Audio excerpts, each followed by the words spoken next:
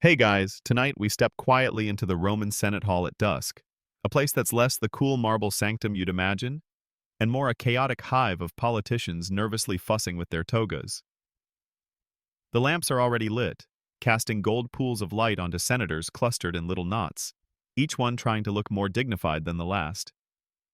But let's be honest, if you were dropped here, toga hastily wrapped and hair still damp from a too-quick Roman bath, you probably wouldn't survive 10 minutes before someone called out your unorthodox pleading in front of the whole assembly. So, before you get comfortable, take a moment to like the video and subscribe, but only if you genuinely enjoy what I do here. And as always, I love seeing where you're listening from, so drop your location and local time in the comments. Now, dim the lights, maybe turn on a fan for that soft background hum, and let's ease into tonight's journey together.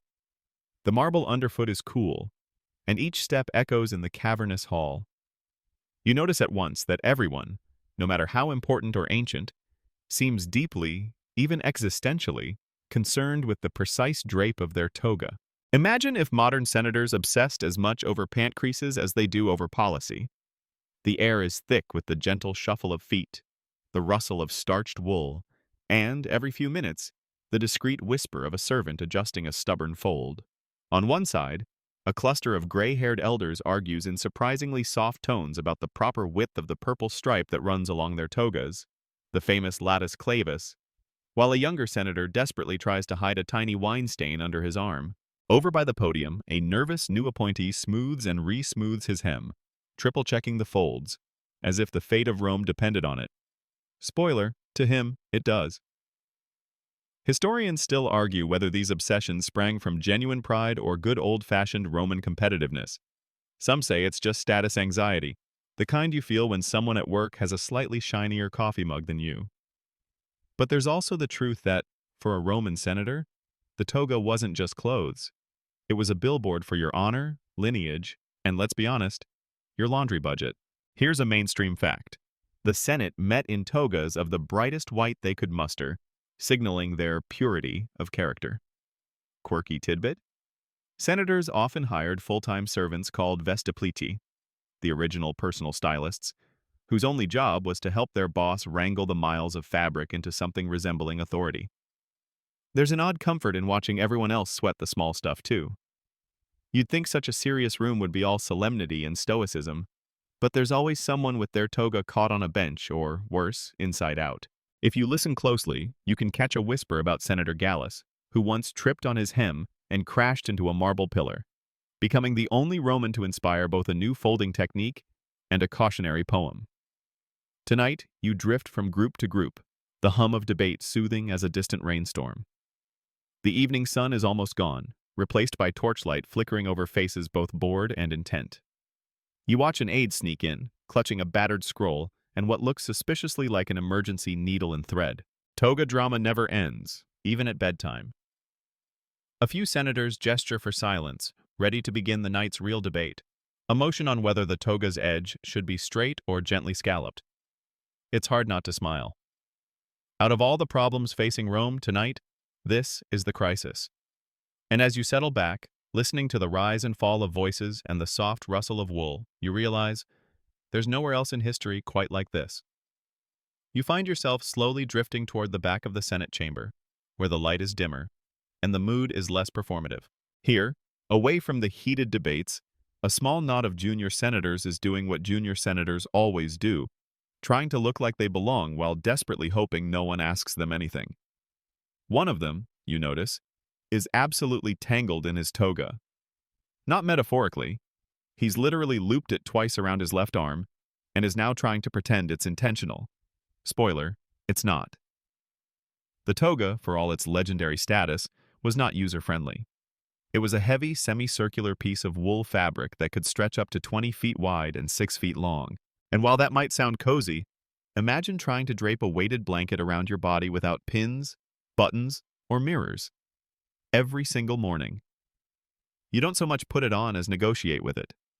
And losing that argument meant arriving at the Senate with half your dignity dragging behind you. You observe one older senator quietly muttering as he adjusts the umbo, a puffed fold created from excess fabric tucked at the front. It serves no real purpose except to look impressive and, possibly, to catch crumbs during lunch. But it matters. Every part of the toga has a name, a rule, and a consequence for getting it wrong. The sinus is a sort of flowing fold draped across the chest, while the balteus acts like a belt. And heaven forbid you mix up your pala with your toga, or you'd risk being mistaken for a woman. That was, in Roman terms, catastrophic. You pause to absorb the details. How each man's toga is folded with subtle variations that hint at his background. Some wear the toga virilis, the off-white everyday version marking adulthood. Others, the more formal toga candida, chalk bright and bleached within an inch of its life, to symbolize political candidacy. Then there's the showstopper, the toga praetexta, with its rich purple border, reserved for magistrates and high-ranking senators. It's funny how something so uncomfortable became the ultimate status symbol. Imagine your least breathable outfit, perhaps that stiff wool coat you only wear at weddings. And then imagine you're required by law to wear it every day if you want respect. That's the toga. Historians still argue whether the Romans actually liked wearing it or just tolerated it because it was the uniform of power. Much like modern suits, it seems the answer was both. Now, let's add a fringe fact. Did you know Roman children wore a miniature version of the toga praetexta? That's right. Little future senators waddled around in their own tiny purple-bordered robes. And when a boy came of age, there was a ceremonial change into the toga virilis, often accompanied by prayers, offerings, and a lot of tugging to make the new toga sit just right. And if you're wondering, yes, there were toga consultants. As you stroll through the side hall, you overhear a heated whisper between two aides. One is horrified that a certain senator's latus clavis, the stripe on his tunic, is too narrow, which might suggest he's of equestrian, not senatorial, rank. Scandalous. It's the kind of mistake that could derail a career faster than you can say improper pleading. You smile as you pass. This is a society where clothing is destiny, and your dry cleaner is more important than your speechwriter. A draft creeps in from an open door, lifting the edge of a young man's toga just enough to send it fluttering like a sail. He grabs it instinctively and smooths it down, casting a nervous glance around. No one wants to be caught in a toga malfunction. You get the feeling that behind every powerful Roman statesman was at least one terrified servant praying their master didn't trip on his hem before the opening remarks. And as the room fills with a low, droning hum of political chatter, you settle again, wrapped not in wool, thankfully, but in the soft murmur of the past. The Romans may have built empires, fought wars, and written laws that shaped civilizations, but tonight, they're just fidgety humans wrapped in blankets, hoping no one notices the stain from last week's lentil stew. You slip into the edges of a new conversation, just as a tall senator gestures dramatically, his toga sleeve nearly knocking over a scribe's inkpot. He's waving a hand, not in outrage over grain tariffs or border skirmishes, but over something far more pressing: dye. Specifically, who has the right to wear how much purple, where, and in what pattern? Welcome to the world of toga color hierarchies, where fashion faux pas can get you shamed out of the forum faster than a bad speech. Purple, purpura, the color of emperors and thunderous disapproval, was no ordinary dye. It came from the mucus gland of a tiny sea snail called murex, harvested by the thousands and boiled in vast, smelly vats along the Mediterranean coast. The stench was legendary, but so was the status. It took about 250,000 snails to make an ounce of dye. And so, of course, the Romans decided it was the ideal way to show off. You watch one senator edge a little closer to the front bench, his toga lined with a stripe just a touch thicker than protocol suggests. His colleague glares at him like he just insulted Jupiter. The rules about these stripes, called the clavi, are precise: wide for senators, latus clavis, narrow for equestrians, and gustus clavis. But fashion, as always, finds its rebels. Some men stitched their stripes wider in private, hoping to be mistaken for someone more important. Others dyed theirs darker, hoping the deeper hue implied deeper pockets. Historians still argue whether these subtle sartorial cheats were punishable offenses or simply shrugged off in that classic Roman, "Oh, Gaius is just being Gaius again" way. It seems to have depended on who you annoyed and how publicly. You pass a trio of aides deep in debate about the legality of triple stripes. One of them is holding a sample scrap of dyed wool like a relic. Another claims his senator's toga was blessed by a Vestal Virgin, which you suspect is either an exaggeration or a bold marketing ploy. Now for your quirky tidbit of the night. In the later empire, some officials wore entire togas dyed in purple. But get this, only the emperor was allowed to wear a fully purple toga called the toga picta, embroidered with gold thread. Anyone else caught wearing one without imperial blessing could be, well, politely asked to stop breathing, let's say. Nothing ruins your day like being too fashionable. You drift toward the outer colonnade, where two older senators are discussing, in hushed tones, how a certain politician tried to dye his toga candida a softer lavender to stand out, only to be ridiculed in verse by a local poet. The poem, as recited with theatrical flair, rhymed lavender with lavator, a Roman word for bath slave. Ouch. There's a quiet magic to all this fuss, you realize. It's not just about color, it's about coded language. The Roman toga was a visual resume, a whisper of your past and promise, stitched not in words but in wool. Every shade and stripe hinted at your connections, your office, even your ambitions. A toga wasn't worn, it was declared. And just when the squabble about purple width seems to settle, a new complaint arises. Someone added gold trim. The room stiffens. That's not sanctioned. A senator clears his throat and recites, almost as if from memory, a bit of Cicero. Custom is the best interpreter of laws. But the others are unimpressed. Gold trim means you think you're better than the Republic, and no one's ready to say that out loud. Yet, as torches crackle and shadows deepen across the curved marble walls, the colors around you blur into soft shades of white, cream, and muted purples. The senators murmur, some adjusting their hems, others casting quick glances at rivals' shoulders. And you, floating quietly among them, realize something both absurd and oddly comforting. In ancient Rome, power walked not with a sword but with fabric, and the arguments over it were as eternal as the city itself. You ease out of the Senate building and wander down the stone steps into the city, where toga drama continues, just in slightly different tones. The streets are still humming with life, vendors hawking bread, slaves ferrying baskets, and every few feet, someone adjusting their robes. Here, togas aren't just for oratory and elbow-rubbing with senators. They are woven into the daily rhythm of Roman life. If you thought the fashion policing stopped at the Senate door, think again. You notice a teacher scolding a student not for poor Latin grammar, but for wearing his toga tropeum style, with the folds all bunched on the wrong shoulder. Next to him, a baker wipes flour from his tunic, clearly one of the many Roman citizens who switched to simpler garb while working. Still, even he owns a formal toga, likely dragged out for festivals, funerals, or tax day, because nothing says, "I'm a respectable Roman," like being itchy and overdressed. The toga was supposed to be the uniform of every male citizen, but in practice most men only wore it when they absolutely had to, kind of like today's tuxedos. For everyday errands, they preferred the shorter, comfier tunica. But show up to a public event in that, you'd be the talk of the block for weeks. Historians still argue whether togas truly functioned as daily wear, or whether they were already slipping into ceremonial status by the height of the empire. Maybe both. Tonight, you spot priests in pristine white, pacing slowly in the forum.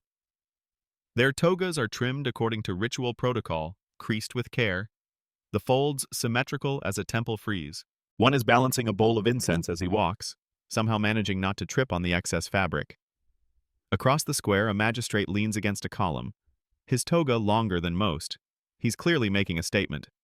He sighs, annoyed, as a gust of wind whips a corner into his face. You hear him mutter something that probably translates to, "Not again." Now here's a fringe tidbit. In certain public spaces like baths, togas were outright banned. Why? Because they were considered too bulky and too dirty. Most Romans didn't wash them regularly. Some went months. That's right. All those dazzling whites were often just surface deep, thanks to a layer of chalk or clay. Underneath? Well, let's just say Rome had an aroma all its own. You wander into a shady alley, where a group of teens is daring one another to try on an oversized toga, clearly borrowed from someone's older brother. They laugh as it immediately slips down, trailing like a cape. One of them does a dramatic impression of a senator, intoning nonsense Latin phrases while pointing dramatically at a cat. A woman nearby rolls her eyes and says, "He's doing it all wrong, wrong shoulder." Fashion, even among teenagers, still matters. And speaking of rules, it wasn't just how you wore your toga, but when. For example, you wouldn't show up to a funeral in the same toga you wore to a political campaign. That would be like wearing neon sneakers to a eulogy. Each version had its context, its tone. Even the dead had their toga preferences. Many Romans were buried in full dress, as if ready to address the gods themselves. You pass a doorway where a family is preparing for their son's toga virilis ceremony, the rite of passage into manhood. There's incense burning, proud grandparents, and a very nervous boy who keeps practicing his folds like he's studying for a toga exam. His mother hovers behind him with a comb and a wrinkle smoother made from polished bone. Tradition, in this city, isn't just alive. It's breathing down your neck with strong opinions. And through all this quiet hustle, you sense something strangely serene. Rome is a place of order layered over chaos, and the toga is a symbol of that balance. Complicated, outdated, and impractical? Certainly. But also comforting, in the way a bedtime routine is comforting, even if it involves far too many steps. As you move through the streets, the lamps flicker, casting shadows along the curves of ancient fabric.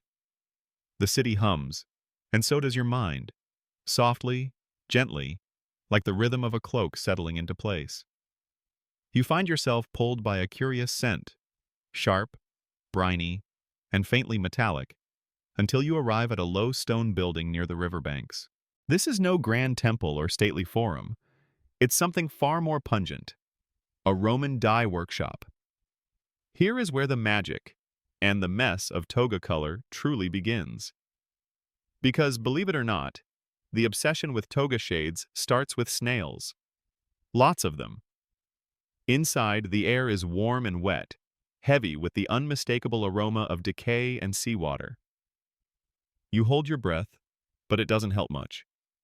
Workers move briskly between clay vats filled with dark, glistening sludge. This is Tyrian purple, the most prized dye in the Roman world. Made from the crushed glands of murex sea snails, it's not just a color, it's a currency, and it's not cheap. You watch as a slave carefully dips a square of linen into a vat, swirls it gently, then pulls it out a moment later with trembling fingers. The fabric shines a murky gray-green at first, but then, like some slow, quiet magic, it begins to deepen, darken, shift, until it becomes the unmistakable royal purple of power.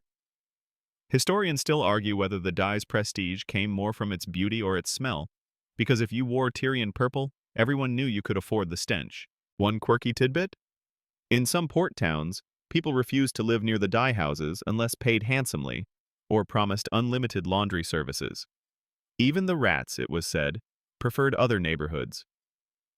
You step back from the vats and watch a team grind crushed seashells to make an alternate dye base for less important togas, faded reds, dusky yellows, and earthy browns. These were for the equestrians, the junior officials, and the wealthy citizens who wanted to look impressive without stepping on a senator's silk-lined toes. You begin to appreciate that every toga in the forum is not just a garment, it's a statement, backed by labor, stink, and not a little snail goo. Toward the back of the room, a dye master in a heavily stained tunic barks instructions at an apprentice who's holding a dripping roll of cloth like it's cursed. The dye master claps his hands and gestures at a shelf stacked with jars. Inside each one is a different formula, some containing strange ingredients like fermented urine, crushed berries, iron rust, or even animal blood. You want it bright? Use vinegar, he mutters, not noticing you watching from the shadows.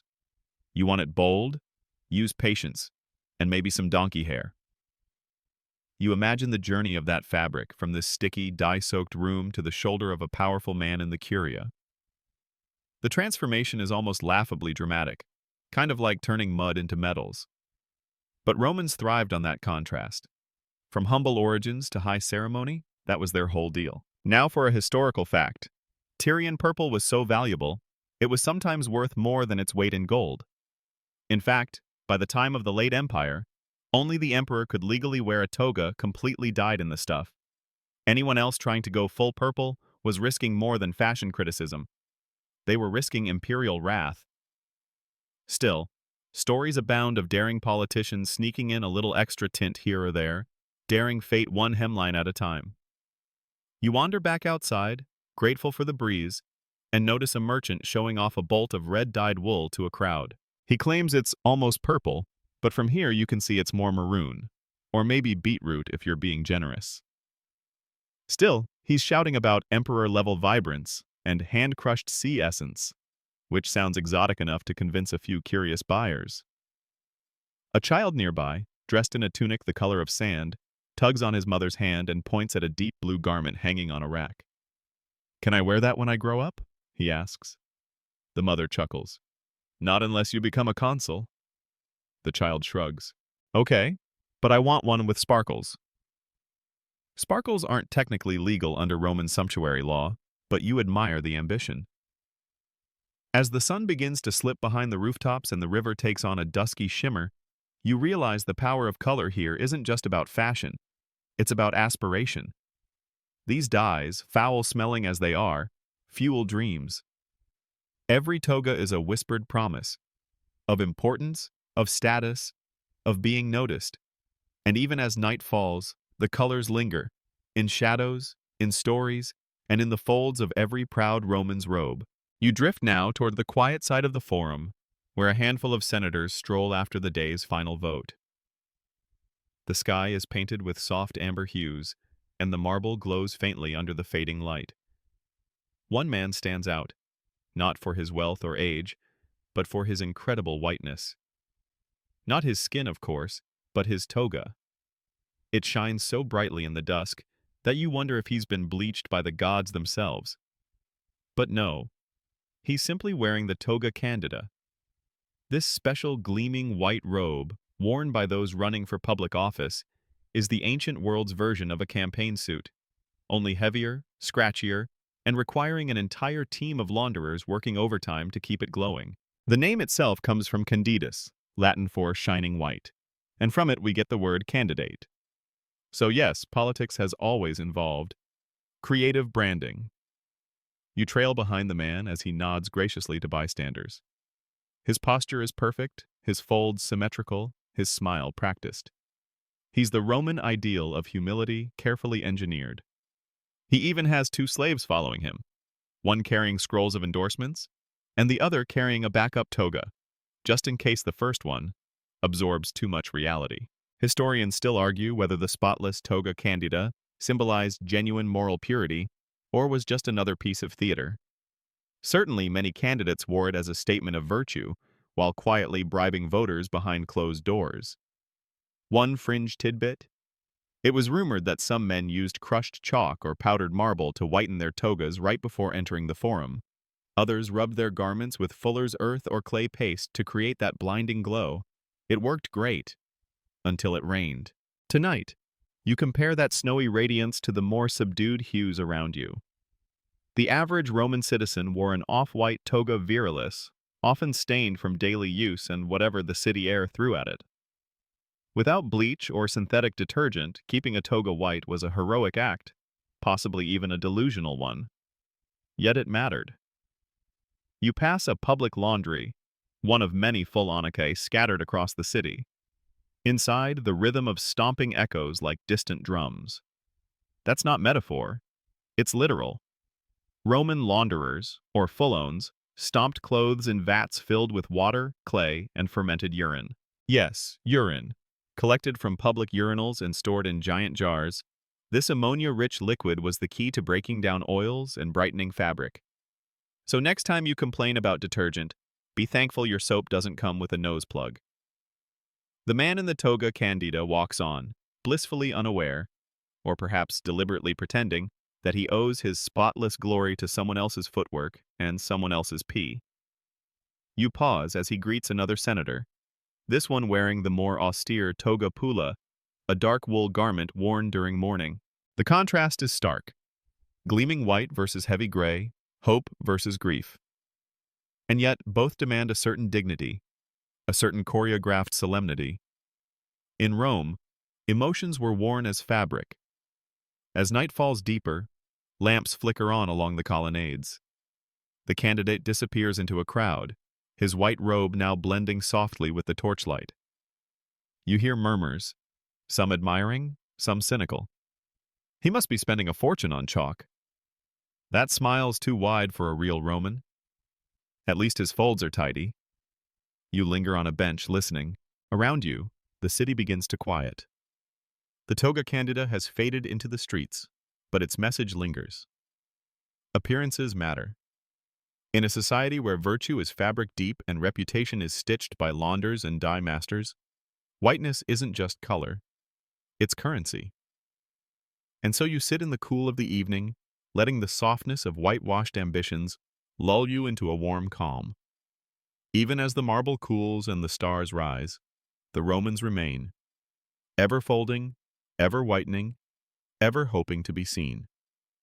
You stir gently at the sound of laughter, low, stifled chuckles echoing from inside a columned hall. A few senators have lingered behind after dark, not to plot legislation or debate philosophy, but to recount a far less noble tradition, toga disasters. The stories flow as freely as the diluted wine, and you can't help but drift closer, ears perked. A man in his 60s, his toga slipping slightly off his shoulder, launches into a tale involving a toga hem, a public speaking contest, and an unfortunately placed fountain. Apparently, in the middle of a rousing speech on grain prices, a young tribune tripped on his own toga and fell headfirst into the basin. The only thing he managed to save was his dignity. Or at least, he tried. One aide whispered later, he should have campaigned for shorter hemlines. Wardrobe malfunctions, you see, are nothing new. And for togas, they're practically built in. These things are enormous, heavy, and unstitched. No pins, no buttons, just fabric and frustration. Even the most seasoned senators had their off days. Some wrapped themselves so tightly they could barely walk. Others, in their nervous pre-speech pacing, would slowly unravel like woolen ghosts. One mainstream fact? There were actually books written on how to wear a toga properly. Quintilian, the famous rhetorician, devoted entire paragraphs to toga technique. He advised speakers to let the edge of the sinus fall naturally, the umbo to hang with gravity, and the balteus to sit just so. It's like origami, but with more judgment. You watch one senator, perhaps a bit too deep into his wine, stand to reenact a moment from earlier that day when he bowed to the crowd, only for the back of his toga to flip up like a sail. The crowd cheered louder than during my speech, he mutters, mock-wounded. Someone snorts. That's because you showed more character, literally. Historians still argue whether toga malfunctions were seen as shameful errors or just part of the daily farce of public life. Evidence from plays and satirical poems suggests the latter. Roman audiences adored physical comedy, and nothing got a bigger laugh than a pompous official caught mid-speech with his toga wrapped around his ankles. And here's your fringe tidbit. The Roman playwright Plautus once wrote a scene where a man disguised himself by reversing his toga. Front became back, folds became collar. The joke? Everyone still recognized him, because no matter how you flipped it, a toga is still a giant wool sheet with attitude. You begin to sense that togas, for all their status, were also great equalizers. No one, not even emperors, were immune to the occasional drape slip, fabric snag, or wine stain. In fact, emperors probably had it worse. Imagine having your wardrobe malfunction carved into marble or described in an epic poem for all eternity. Outside the hall, under the starlit arcade, a young man is being coached by his tutor. They're practicing entrances, exits, and, most delicately, the bow. Don't lean too far forward, the tutor warns. You'll show your tunica. The boy frowns. Then what's the point of the toga? The tutor doesn't answer, he just adjusts the folds. You move past a statue of Cato the Elder, his stone toga perfect in its folds, untouched by wind, movement, or human error. It's almost funny. The marble makes it look effortless, frozen grace. But you now know better. No statue can capture the real art of the toga. Its constant motion, its gentle chaos, its quiet betrayal in front of an audience. As the moon rises higher and the laughter fades to murmurs, you stretch out on a quiet bench beside the Senate gardens. The marble is cool, the air still. Somewhere in the distance, a dog barks, a torch gutters, and the city wraps itself in stillness. And you, tucked in the folds of history, find yourself sinking into a deep, warm calm, safe in the knowledge that even the great were undone by cloth. You awaken, if you were ever truly asleep, to the low, rolling cadence of voices in the forum. Not politicians this time, but poets, playwrights, gossips, the unofficial press corps of ancient Rome, whose favorite subject, by far, is the toga and all the trouble it brings. You wander closer to the portico of a theater, where a small crowd has gathered to hear a recitation of satirical verse. The poet stands barefoot on a plinth, arms outstretched, toga flung in exaggerated disarray. "O mighty senator," he declaims, "your folds are deep, your wisdom shallow, your hem caught firmly beneath your sandal." Laughter ripples through the crowd like a soft wave. He bows. A fig merchant tosses him a fig. The toga, for all its ceremonial pomp, was never safe from Roman comedy. Writers like Plautus and Horace routinely mocked the overdressed elite, poking fun at how seriously they took their fabric drama. One mainstream fact: Roman satire was very popular, often performed in public or scribbled on walls. And togas were perfect targets, symbolic, ever-present, and just unwieldy enough to guarantee disaster. You take a seat on the edge of a fountain, the stone still warm from the sun, and listen as the next performer takes the stage. This one impersonates a magistrate arriving late to court, toga trailing behind like a sad parade float. "Excuse my tardiness," he intones, "but my umbo staged a coup." The crowd erupts. One boy mimics a toga trip and rolls on the ground, earning cheers from nearby fishmongers. Historians still argue whether these public mockeries actually shaped policy or merely vented frustrations. But they agree on one thing: Romans were self-aware. They could laugh at themselves, especially when it came to the burdens of tradition. And the toga? It was the punchline that kept on giving. Now, for your quirky tidbit, some Romans deliberately staged toga bloopers in the theater. Actors would stumble dramatically, arms flailing in their oversized robes, to earn bigger laughs. One famous comedian even trained a goose to bite at his hem mid-scene, turning a political tragedy into a slapstick farce. You stroll away from the crowd and toward a quieter street, where a playwright scribbles notes by lamplight. He murmurs lines about a young nobleman whose toga gets mistaken for a tablecloth at a banquet. He pauses, chuckles, and writes, "And thus was Lucius served, with olives upon his honor." You smile. Somewhere, Shakespeare would have approved. The farther you walk, the more you notice these moments. A mural of a senator mid-fall, captioned with a cheeky phrase. Graffiti mocking Marcus of the wrinkled hem. A puppet show using scrap fabric to parody a trial. Even in death, the toga doesn't escape. Some tombs include sculptures of the deceased with pristine folds, because vanity, like marble, lasts forever. At a small wine stall, an old man recounts the story of a political rival whose toga slipped during a debate, revealing that he'd forgotten to wear his tunic underneath. "The speech ended there," he says with a wink, "but the legend, that lived on." You realize gently that the toga became more than just a garment. It was a stage prop, a character, an entire comedic device wrapped in a spiral of wool. It trailed through temples, courtrooms, and bathhouses, and occasionally into the arms of ridicule. And perhaps that's what made Rome so vibrant. Its citizens could look at the symbol of their civilization and say, with a tired smile, "Well, at least I didn't trip on mine today." As you recline on a marble bench beneath swaying ivy and listen to the soft laughter echo across tiled walls, you feel the slow unraveling of thought, the easing of the mind. Because in the gentle absurdity of toga comedy, you find something universal. Everyone, no matter how mighty, has a clumsy day. You awaken slowly to the sound of footsteps, measured, deliberate, just shy of ominous. Not soldiers, not senators, but something arguably more feared in certain Roman circles: the fashion police. Well, not police exactly, but the Roman answer to societal order via clothing. Officials and cultural enforcers who upheld sumptuary laws. These were rules dictating who could wear what, how much, and in what color. In a city obsessed with hierarchy, it was essential that your toga spoke only as loudly as your rank allowed. You follow at a discreet distance as two magistrates in sober regulation whites inspect a group of young men practicing speeches. One boy's toga is slightly too extravagant, embroidered edges, gold thread peeking from beneath the fold. A gentle cough from the inspector. "Are you running for office?" he says coolly, "or running a theater troupe?" The boy flushes and mutters an apology. Sumptuary laws were serious business. One mainstream fact? The Lex Oppia, passed in 215 BCE, limited the use of gold, expensive dyes, and even the number of colored garments a woman could wear.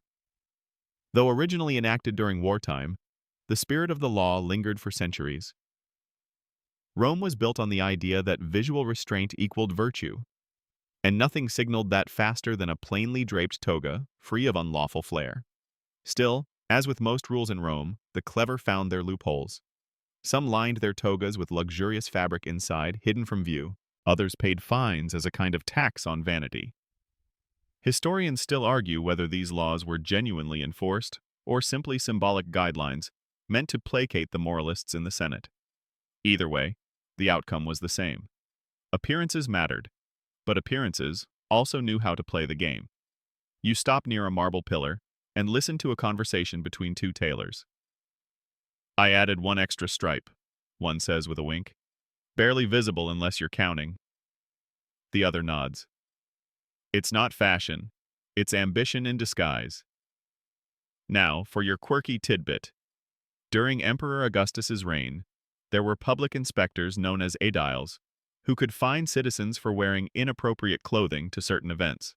Show up to a religious rite in a stained toga? That might cost you more than a dirty look. Show up to the races in purple when you're not a magistrate? Someone might write a satirical verse about your overreach. You follow a pair of women, one wealthy matron in a stola, the other a freedwoman dressed in a faded tunic. They glance at a man passing by in a gleaming white toga trimmed in violet. One mutters, "His father was a butcher." The other smirks, "And his hem still smells like sausages." You smile. Fashion in Rome, you realize, wasn't just regulated. It was a sport.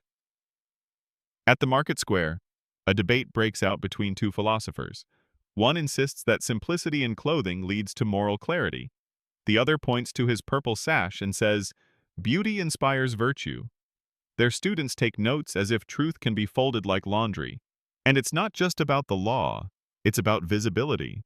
A poor citizen in an overly fine toga risks mockery. A rich one in a humble robe earns praise for restraint.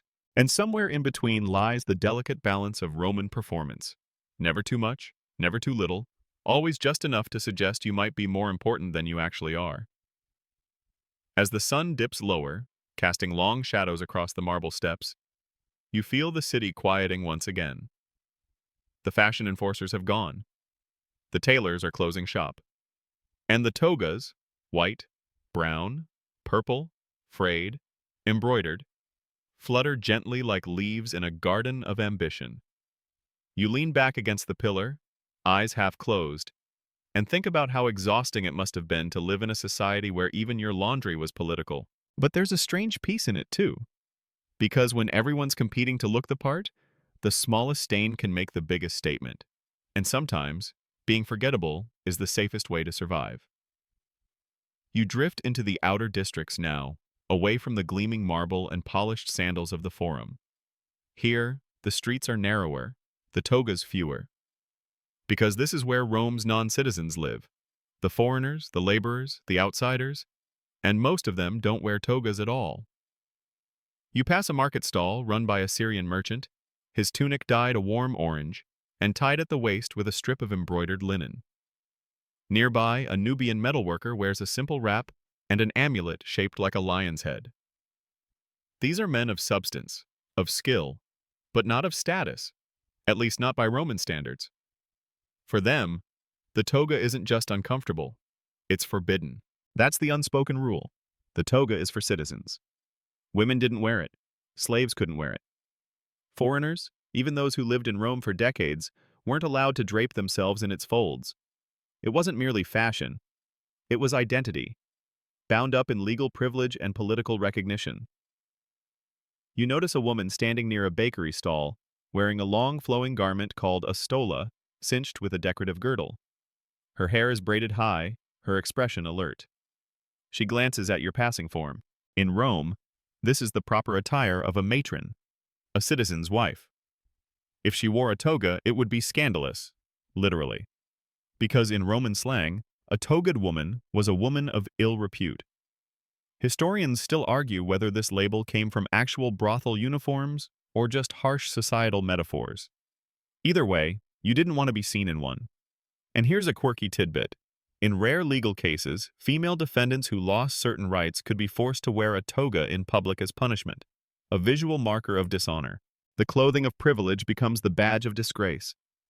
Only the Romans could make wool so ironic. You take a turn down a quieter street and find a group of freedmen, former slaves who earned their liberty, gathered around a teacher.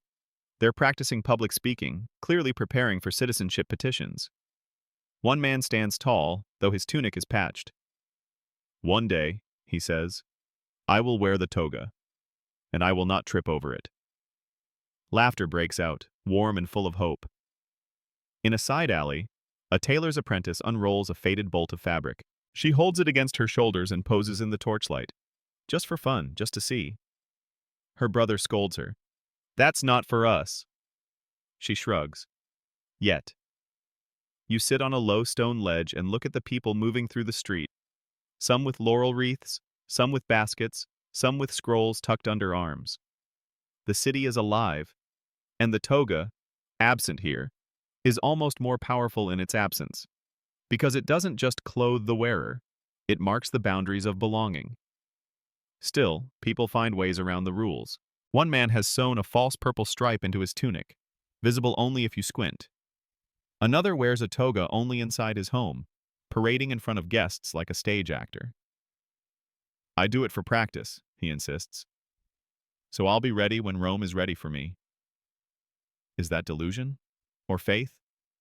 You think back to earlier, those senators fussing with hems, debating stripes, hiding stains, and you compare it to the ambition in this quieter district, the longing in a tailor's fingers, the confidence in a freedman's voice.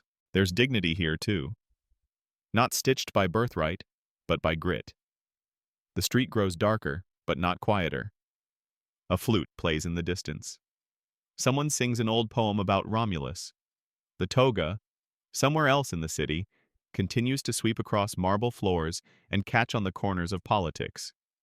But here, among those who have yet to wear it, or never will, it lives in imagination. And so you breathe it in, the mingled scent of roasted chestnuts, olive oil, and distant ambition.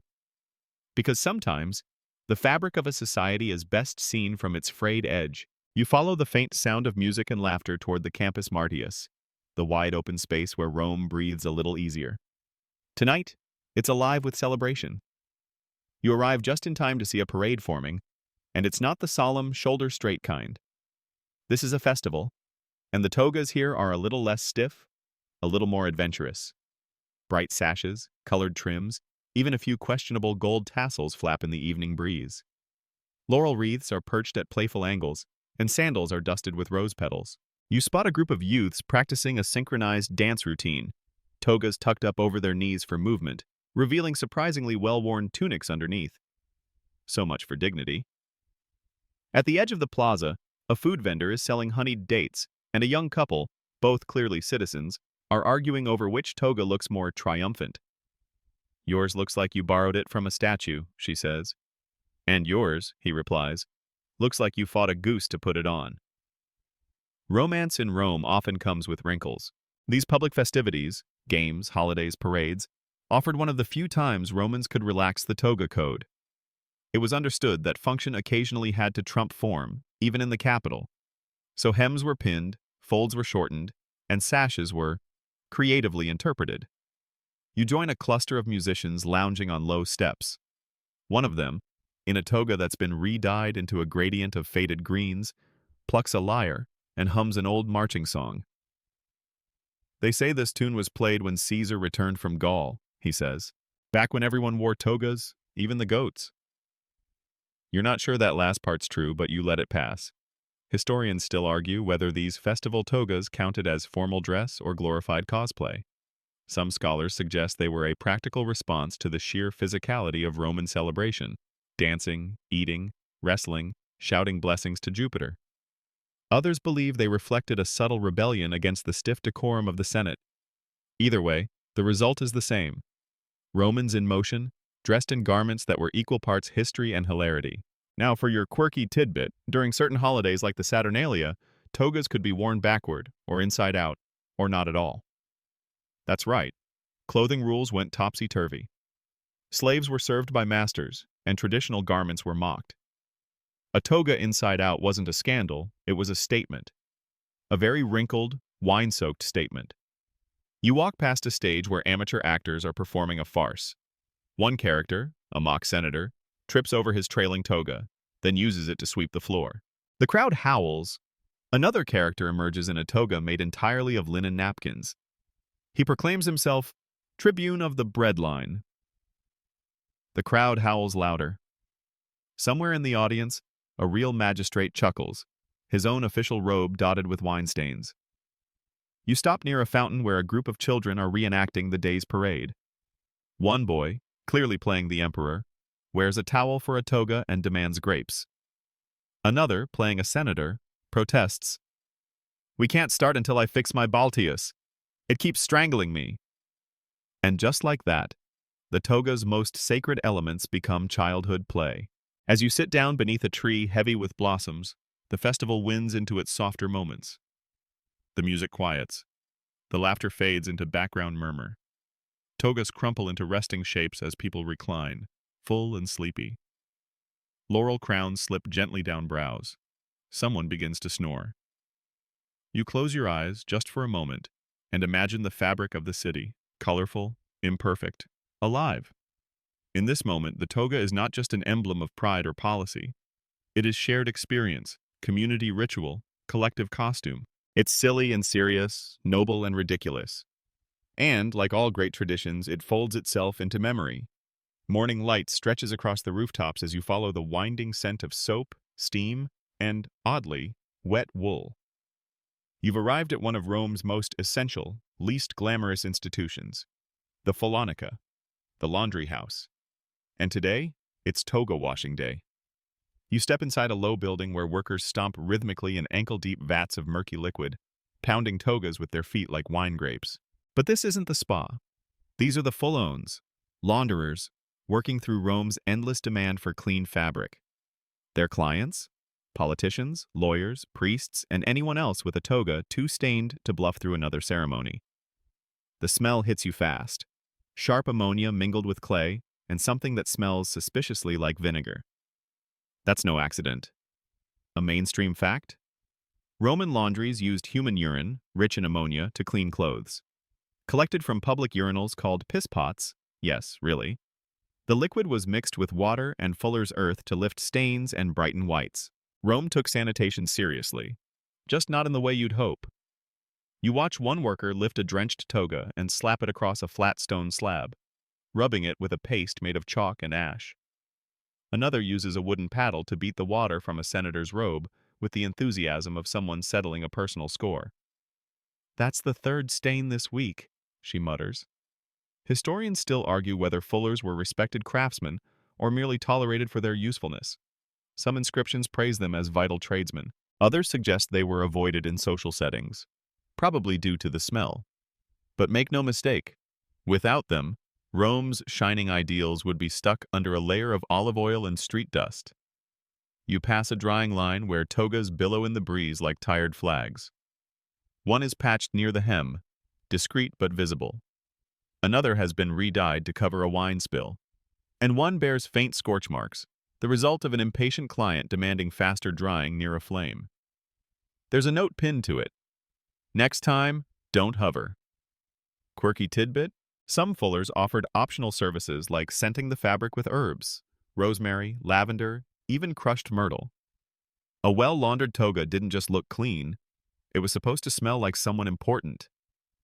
In a society where status could hinge on the crispness of your folds, a pleasant aroma was worth the extra coin.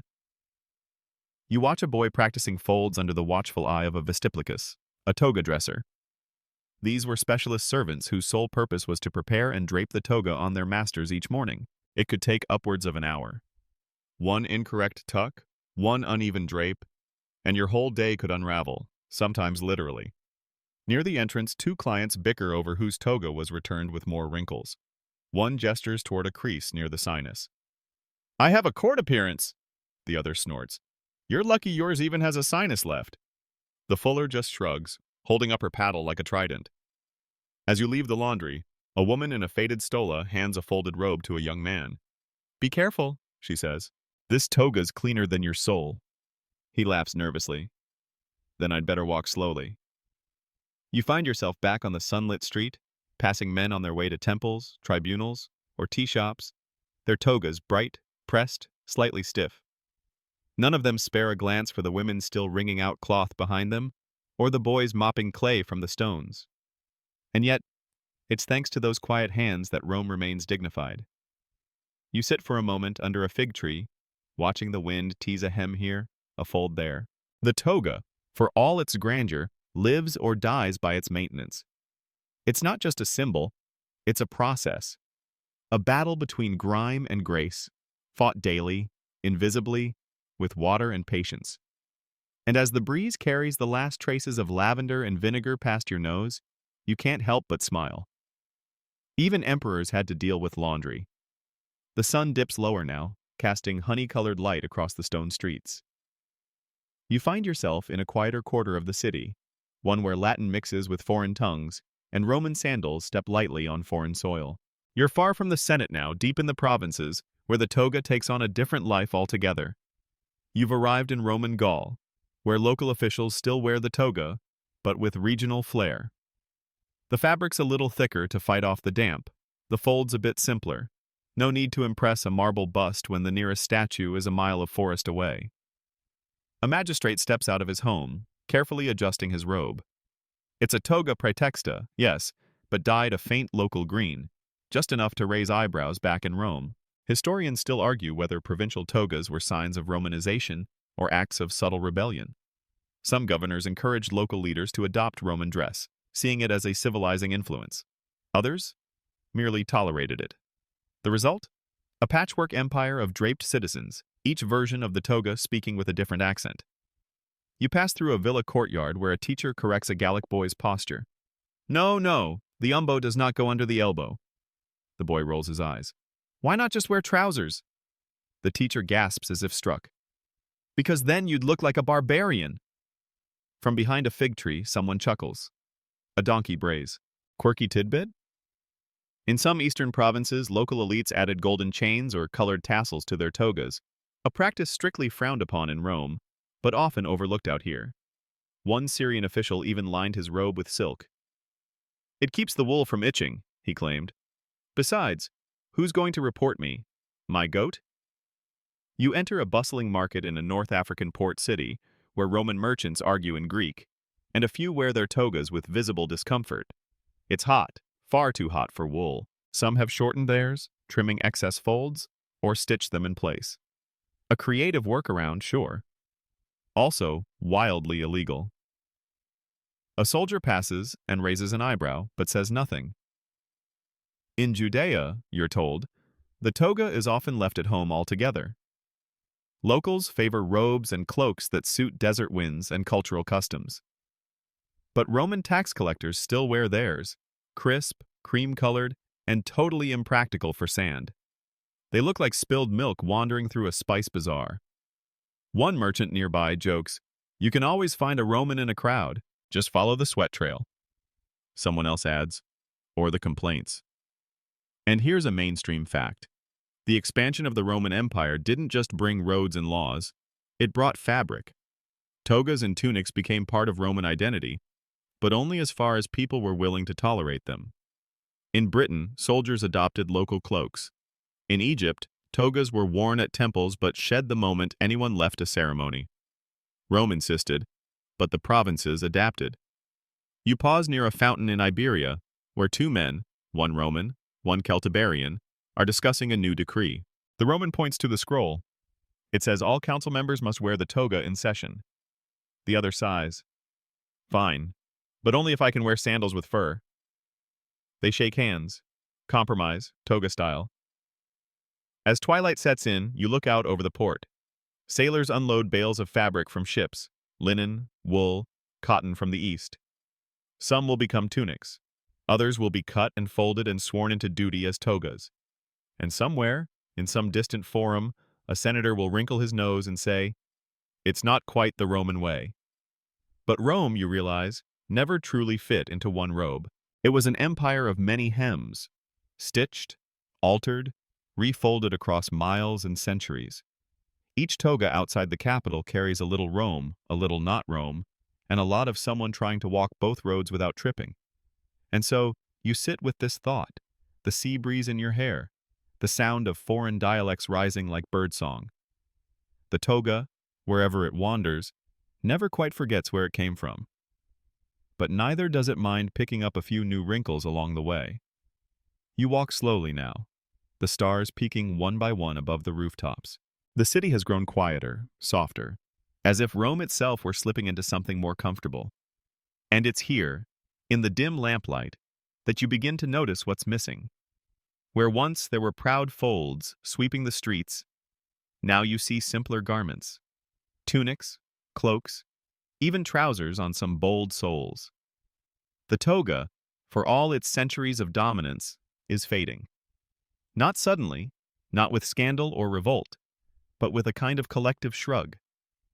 Fashion, it seems, is finally winning the war against tradition. You spot a young lawyer in a crisp tunic walking confidently toward the basilica. No toga, no servant to adjust it, just sandals, scrolls, and a purpose. You think back to earlier, where a toga malfunction could derail an entire speech. Now, no one even glances. Historians still argue when exactly the toga lost its grip. Some say it began under the late emperors, when officials preferred military cloaks and practical robes. Others blame the rise of Christianity, which favored humility over sartorial ceremony. Perhaps it was inevitable. A society built on roads and order would eventually favor efficiency over drapery. One mainstream fact. By the 4th century CE, even Roman senators were showing up in modified tunics, using colored stripes or embroidered panels to signal their status. The once mandatory toga became ceremonial, a costume for statues and official portraits, more symbol than substance. You sit beside an elderly scribe who's mending a faded toga candida. "This belonged to my brother," he says, threading the needle. "He wore it when he ran for office. Won too, but now, who needs it?" He shrugs. "Still, I like the way it folds." A quirky tidbit? In some regions, togas were repurposed into curtains, tablecloths, even burial shrouds. One noblewoman in Ravenna reportedly used her late husband's toga praetexta as the lining for a family cradle. "He never sat still in it anyway," she said. You walk past a sculptor's workshop, where unfinished busts line the walls. One depicts a senator with an elaborately carved toga, folds so perfect they defy gravity. But beside it sits another statue, a man in a plain tunic, hands at his sides, gaze steady. New Rome, you realize, is dressing for a different kind of stage. Even language adapts. Children still play toga tag in alleyways, but they use blankets. Poets still reference the robe of state, but as metaphor now. And tailors?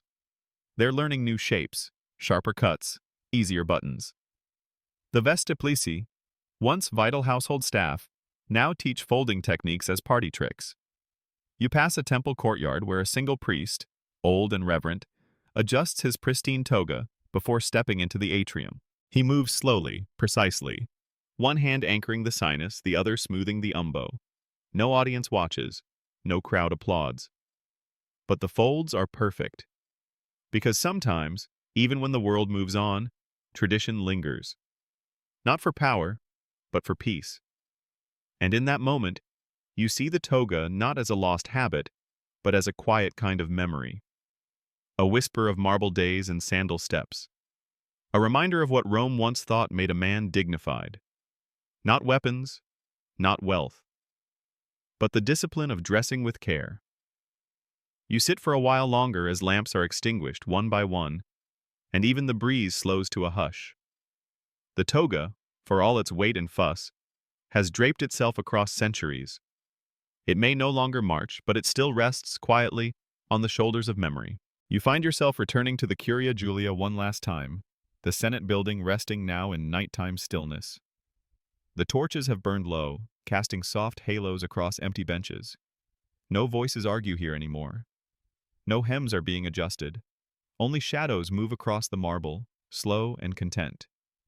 You step inside and feel the air shift, cool, quiet, saturated with the weight of decisions and disputes long past.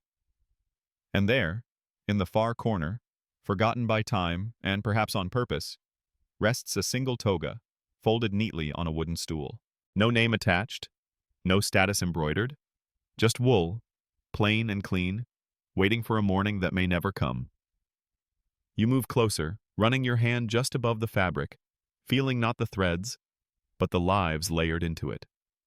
The young men who stumbled on their first folds, the weary senators who hid trembling hands behind polished hems, the proud candidates who smiled through bleach burns and chalk dust rituals, and those who wore it only once, just long enough to be remembered.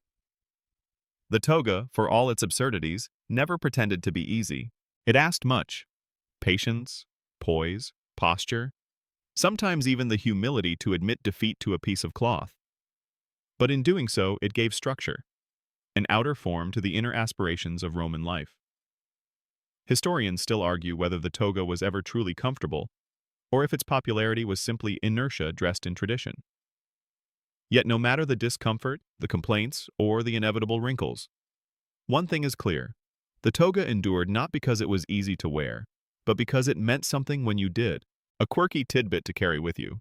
When Roman emperors died, their bodies were sometimes wrapped in their togas, specifically the toga picta, fully purple and embroidered with gold. Death itself couldn't separate a man from his fabric. It was not just his garment, it was his echo. You sit now, alone in the silent hall, remembering the layers. The debates about purple stripes, the accidental spills, the absurd laws, the quiet rebellions, the eager hands of the fullers, the private dreams of those who'd never wear one but still imagined it anyway. And finally, you understand what those endless toga squabbles were really about. They weren't just arguments over wool. They were attempts, futile and beautiful, to control how one was seen, remembered, honored. The toga was armor against obscurity, an everyday costume for an empire that believed everything mattered, down to the hemline. If this story brought you calm, made you smile, or just helped you fall asleep a little easier tonight, I'd be truly grateful if you could give the video a like, subscribe to the channel, and leave a comment sharing where you're watching from and what part you enjoyed most. Your support helps keep this quiet corner of YouTube alive, and I'd love to keep telling you stories like this. And now, the wind down begins. The light softens as your breath slows. The toga rests folded, undisturbed. The Senate Hall, grand and empty, holds its silence like a lullaby. Outside, Rome exhales, its buildings heavy with history, its streets wrapped in memory. The laughter, the snags, the pride, the failures, all woven now into quiet. You sit in stillness, surrounded not by power or politics, but by fabric, by thread, by time. The hem of history lies against your fingertips, warm from the day, cool with the night. And as the folds fade into shadow, and the marble loses its edges, your thoughts settle, your body relaxes, and the toga, ridiculous, revered, persistent, becomes just softness, just weightless, just wool. Sleep well, toga wearer.